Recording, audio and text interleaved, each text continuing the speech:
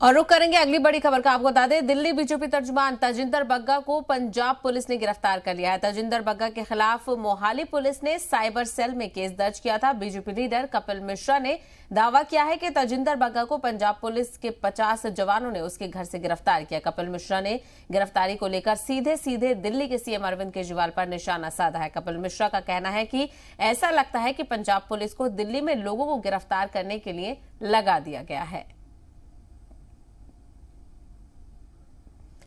तो बड़ी खबर आपको बता दें, दिल्ली बीजेपी लीडर तजिंदर बग्गा की गिरफ्तारी हुई है। बड़ी खबर आपको बता रहे हैं,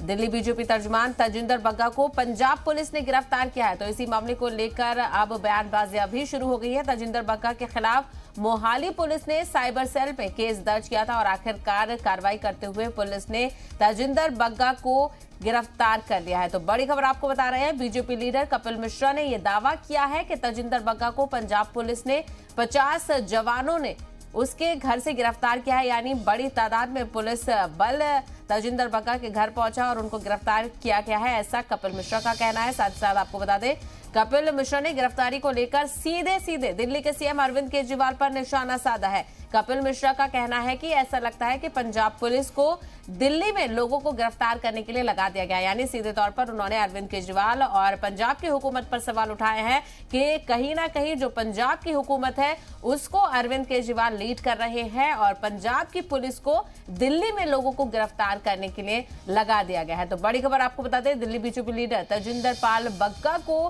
गिरफ्तार किया गया है और पंजाब पुलिस ने ये गिरफ्तारी की है। और साथ ही साथ कपिल मिश्रा इस मामले को लेकर बड़ी बातें कह रहे हैं। उनका कहना है कि पंजाब पुलिस ने 50 जवानों के साथ तजिंदर बग्गा को उनके घर से गिरफ्तार किया है।